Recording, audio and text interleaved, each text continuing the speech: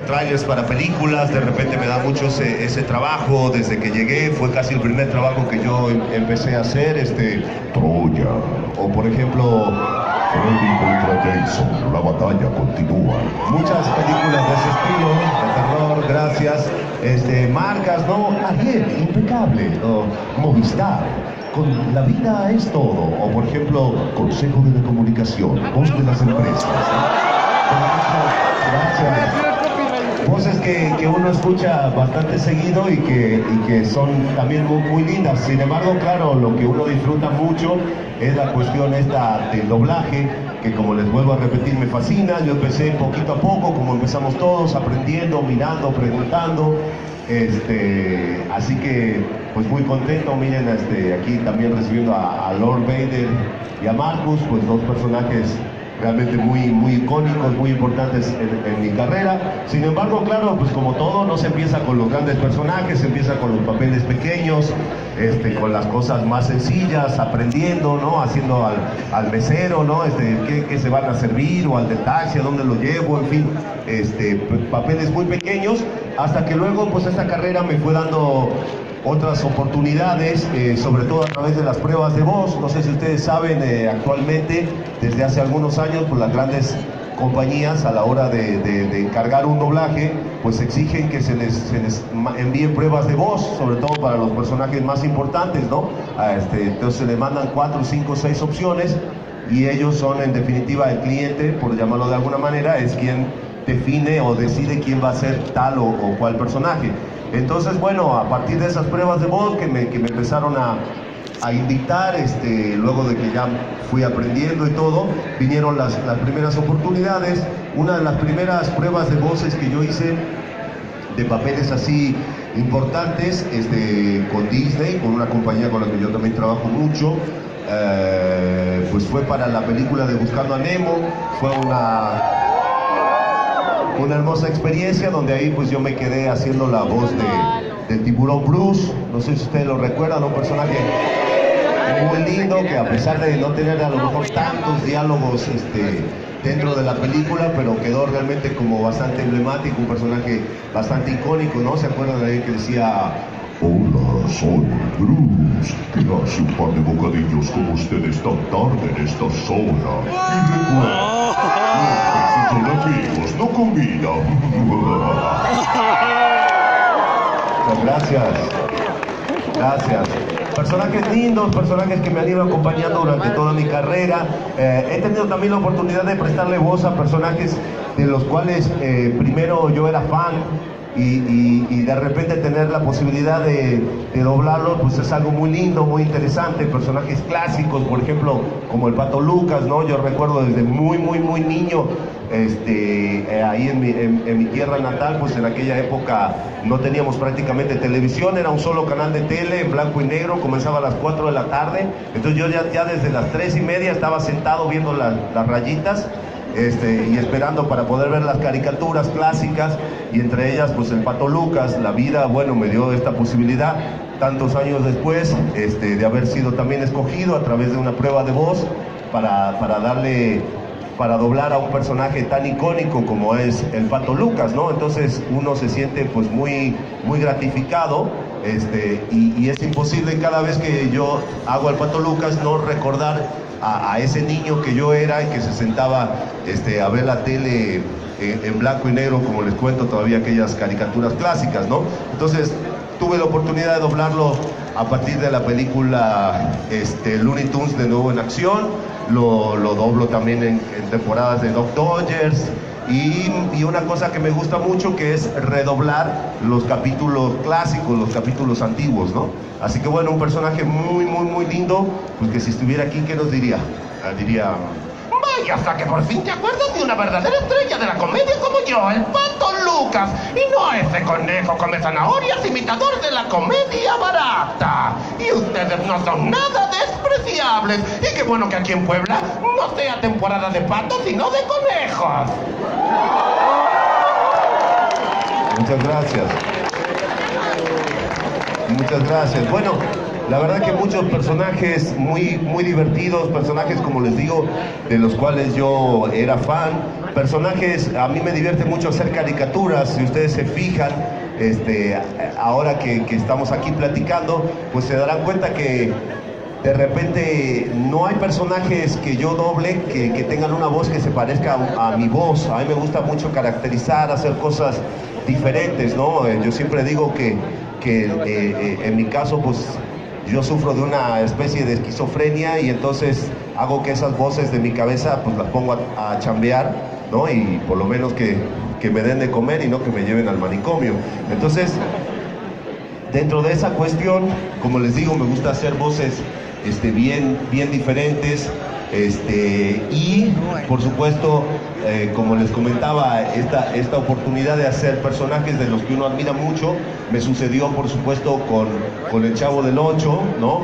Como ustedes saben, en Sudamérica pues somos todos muy fanáticos del Chavo del Ocho, de todos sus personajes, de Chespirito en general, pero del Chavo en particular. Y bueno, desde que se estrenó la serie, yo me hice muy fan, por supuesto, y en particular de un personaje de Kiko, que yo siempre lo admiré mucho, siempre me divertía mucho, y hablaba ya casi diario como Kiko. Estaba yo muy prendido con el personaje cuando tendría 7, 8 años. Me divertía muchísimo. Y bueno, ¿quién iba a decir que tantos años después iba a tener la oportunidad de que me invitaran a prueba de voz para la serie animada, ¿no? Fue un poco anecdótico porque en esa oportunidad, cuando me invitan para la prueba, me invitan para la prueba de el profesor Girafales, ¿no? Yo no sé qué me habrán visto o qué, pero dijeron, bueno, y entonces fui, di mi prueba, todo, y casualmente platicando con el director de la que estaba tomando las pruebas, le pregunté, oye, ¿ya tienen a la voz para la voz de Kiko? Me dice, no, fíjate que está bien complicado porque las voces, en definitiva, quien las escoge es el señor Roberto Gómez Bolaños. Vivía todavía Chespirito en aquella época. Y él es el que define, y realmente los dos últimos personajes que quedan, que no se han definido, pues son el del profesor Girafales y el de Kiko. Se le ha tomado prueba de voz a mucha gente y no terminan de escoger a nadie. Entonces, pues yo me acordé obviamente de cuando era muy niño y lo hacía y todo, y le dije, oye, dame la oportunidad de que te haga la prueba. Pues este amigo me miró, una carita un poco escéptica, pero me dijo, sí, no hay problema. Me acordé de todo cómo lo hacía cuando yo era niño, di la prueba con muchos nervios, por supuesto, y bueno, tuve la gran satisfacción de que una semana después me hablaran para decirme que me había quedado con ambos personajes, con el profesor Girafales y con Kiko, y así salí durante varios capítulos de la primera temporada haciendo ambos personajes. Luego, por cuestiones de logística, pues me quedé haciendo nada más que a Kiko. Lo he hecho durante todas las caricaturas del Chavo, y para mí es un gran orgullo, sobre todo como extranjero, poder hacer una voz de un personaje tan icónico de la cultura mexicana, ¿no? Y entonces, bueno, ha sido para mí una gran satisfacción. Me dio la oportunidad de conocer a Chespirito, por supuesto, uno de mis grandes ídolos, así que bueno, ha sido un gran orgullo prestarle voz a Kiko, que si él estuviera aquí, ¿qué diría? A lo mejor diría, ¡ay, ya cállate, que me desesperas!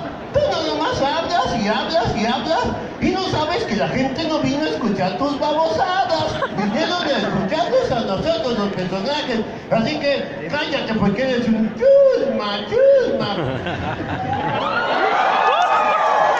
Muchas gracias. Muchos personajes más, híjole, espero no olvidarme de alguno, si no, de todas maneras ahorita en un ratito, aprovechando que tenemos otro micrófono, hacemos algunas preguntas, platicamos un rato, nos sacamos ahí algunas dudas que ustedes tengan, pero como les digo, mi carrera también ha estado asignada por hacer personajes de los cuales yo siempre he sido fan, y en ese caso, por supuesto, se encuentran también Los Simpsons, una serie que siempre me gustó mucho, creo que tiene muchos fans aquí también, ¿verdad? Entonces, bueno, para mí fue muy importante recibir esta primera invitación de Humberto para hacer la voz del abuelo. Yo, como les digo, como fan de la serie, pues a lo mejor mi sueño era poder conocer a alguno de los actores o ver cómo lo hacían. Sin embargo, bueno, a partir de un trabajo que yo hice dándole la voz a Shere Khan en el libro de la Selva 2, ¿no? No sé si ustedes se acuerdan de esa película muy linda. Oh, Mowgli, cachorrito de humano, ahora sí tienes miedo de mí. Un personaje que hiciera originalmente don Carlos Petrel, uno de los grandes actores de doblaje de todos los tiempos. Entonces ahí me escucha Humberto, me dice, oye, fíjate que don Carlos Petrel era la persona que hacía la voz del abuelo, pero lamentablemente ya falleció. Yo me eché una temporada, unos cuantos capítulos de una temporada haciendo al abuelo, me comenta Humberto, pero pues como que la gente no lo terminó de aceptar. Te invito a que des una prueba a ver si te puedes quedar con el personaje. Imagínense mis nervios y todo. Sin embargo, bueno, como pude, fui, practiqué, lo intenté, y bueno, tuve la oportunidad de quedarme haciendo la voz del abuelo desde la temporada 15, creo, o 14, no recuerdo bien. Y bueno, trabajar con ese gran elenco, por supuesto, con la querida Claudia, con Humberto, con Gabriel, en fin, con esas grandes voces de la serie. Y luego, posteriormente, cuando viene el cambio de voces, pues yo permanezco todavía en el elenco y afortunadamente pues la nueva directora confía en mí para hacer otros personajes más. Entonces eso me dio la posibilidad de tener un récord, digamos, con la mayor cantidad de voces en la serie, ¿no? Yo llevo 7 personajes dentro de la serie, más otros invitados y varios más, pero fijos son 7. Entonces es muy lindo poder trabajar en un capítulo de los Simpsons. Es un poco loco también porque de repente se te van mezclando ahí los personajes, pero bueno, sin duda, pues empezando por el de más antigüedad, como es el abuelo, un gran personaje que pues que diría más o menos: ¡ay, Homero, devuélveme ese riñón, lo necesito! ¡Y mis medicinas también! ¡Vaya! ¡Epa! ¡Epa!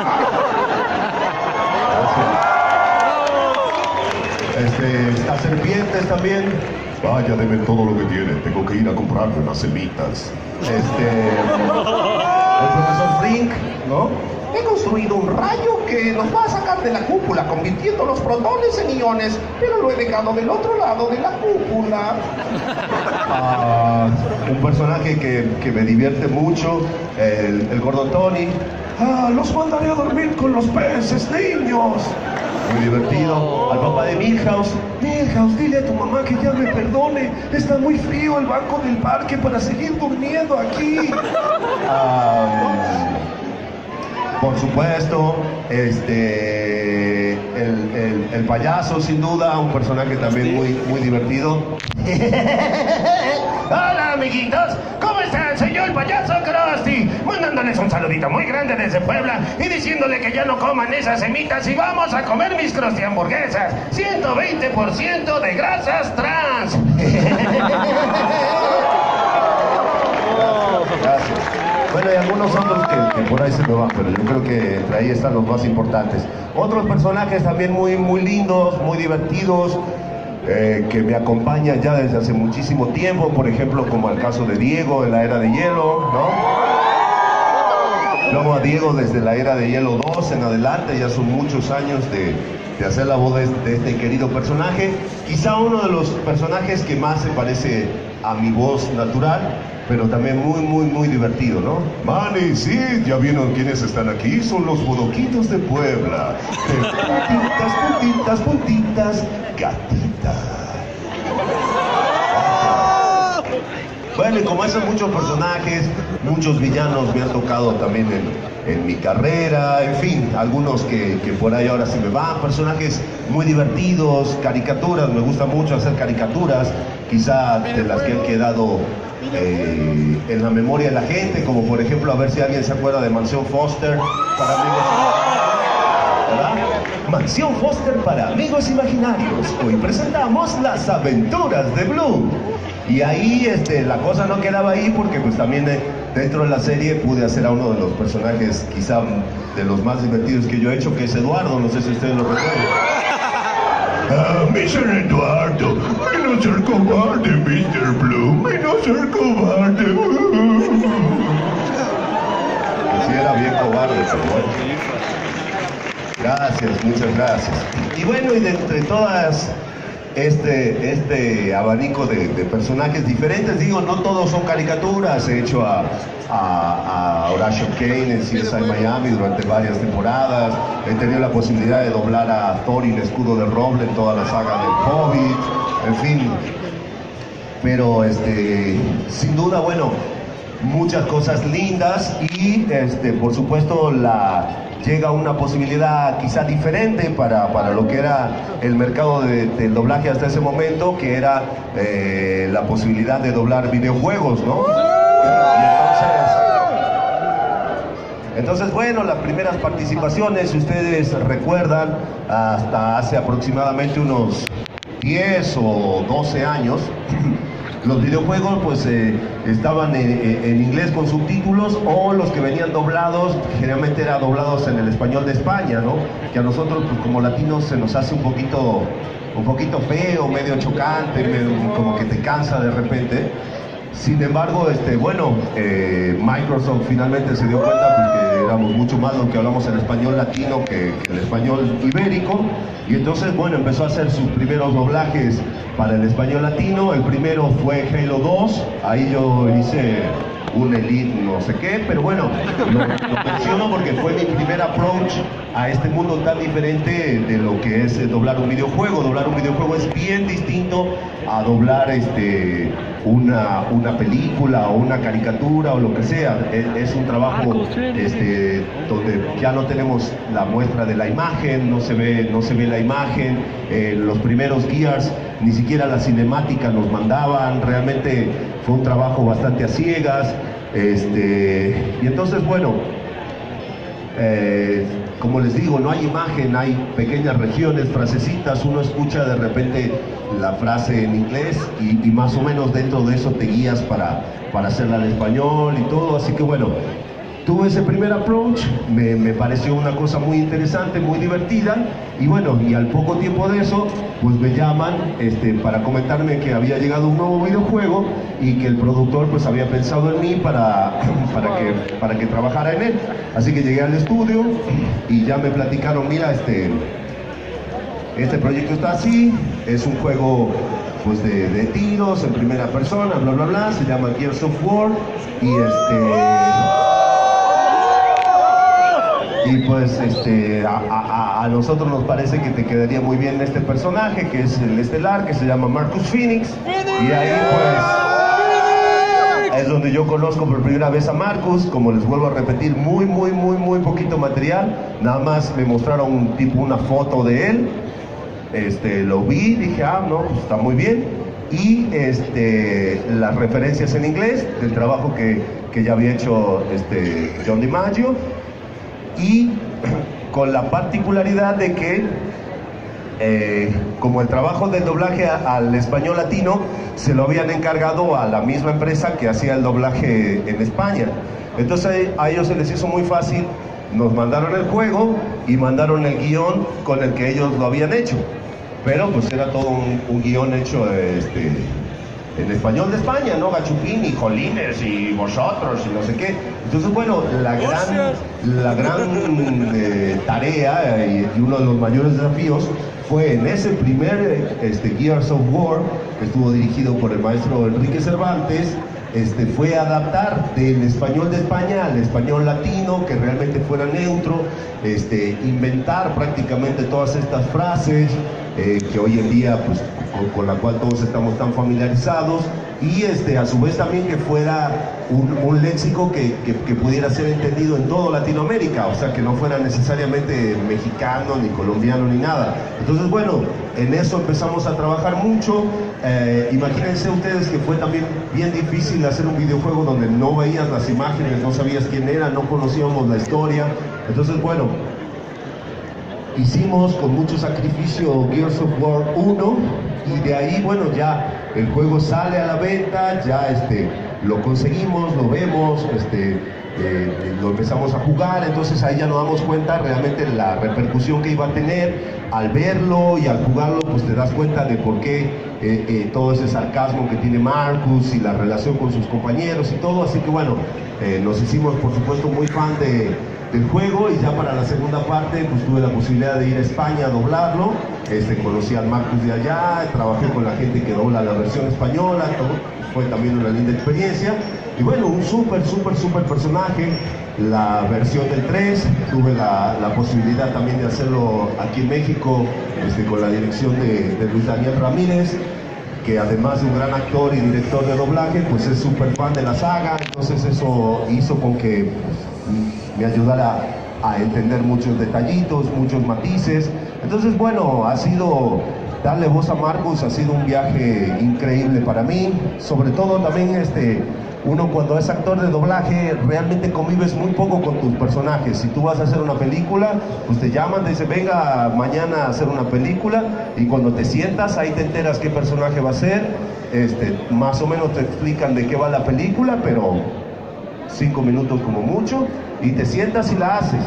Terminas tu trabajo en 4, 5, 6 horas lo que te demanden y ya de ahí bye, nunca más vuelves a convivir con el personaje. Entonces es muy diferente porque, por ejemplo, si nosotros nos ubicamos en lo que es la onda de la actuación, por ejemplo, para teatro, pues te llega el guión primero, lo lees, ensayas, quizá 2, 3 meses, entonces convives mucho con tu personaje, te compenetras más. En el doblaje eso no se puede. En cine pues también es lo mismo, ¿no? Te dan el guión de una película, el actor pues elabora su personaje, están meses ensayando, meses filmando, pero el doblaje no. Entonces por eso se agradece mucho la posibilidad como la que me da hacer a Marcus, porque son ya 10 años de estar conviviendo con él, viendo cómo evoluciona. Entonces si ustedes se fijan, inclusive desde el punto de vista del juego y desde el punto de vista del doblaje, desde el Gears 1 hasta el Gears 2, 3, ha ido evolucionando mucho. Entonces eso se agradece mucho. Y bueno, y ahora finalmente con la posibilidad de haber trabajado en el 4, ¿no? Que si ustedes recuerdan, pues era un poco la duda, qué iba a pasar, si Marcus Phoenix iba a estar en Gears 4, en caso de que estuviera, pues qué iba a hacer, si iba a ser un viejito ahí sentado, nomás diciendo qué van a hacer, o si realmente iba a agarrar el Lancer y iba a ser el Marcus que nosotros conocíamos.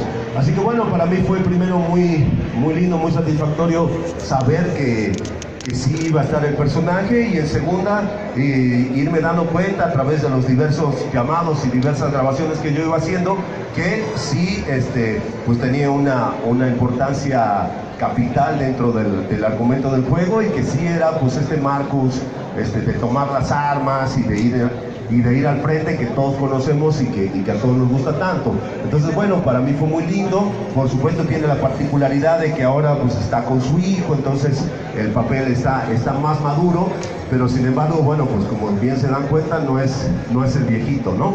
Entonces bueno, la verdad que yo lo disfruté mucho, lo disfruto mucho. Marcus Phoenix es uno de los personajes quizá que más éxito me ha traído a mí como artista, la posibilidad de ir a diversos países y eventos y todo, y pues yo lo quiero mucho, ¿no? Y algo también en particular que tiene Marcus es que, como todos ustedes saben, pues dice muchas groserías, ¿no? Como pasa en general en el videojuego. Y esto para uno como actor de doblaje es también interesante, en el sentido de que, no sé si ustedes se han fijado, pero en el doblaje latinoamericano tenemos la tendencia a ser como medio pacatos, ¿no? A la hora de hacer el doblaje, y ustedes escuchan la versión original en inglés y el actor está fucking motherfucker y no sé qué, y nosotros estamos reconchos, diantres, pamplinas, ¿no?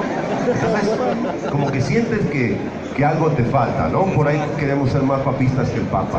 Pero en este caso, como ya los videojuegos pues vienen segmentados por edades y todo, uno tiene la posibilidad de realmente decir lo que el personaje está diciendo y lo que realmente amerita que diga en esa situación, ¿no? Porque están de acuerdo que si pues estás ahí arrinconado por 10 locos que babeando, que están que te quieren matar y te disparan y todo y se te traba la láser, pues ¿qué vas a decir? ¡Ay, qué contrariedad! No, ¿verdad?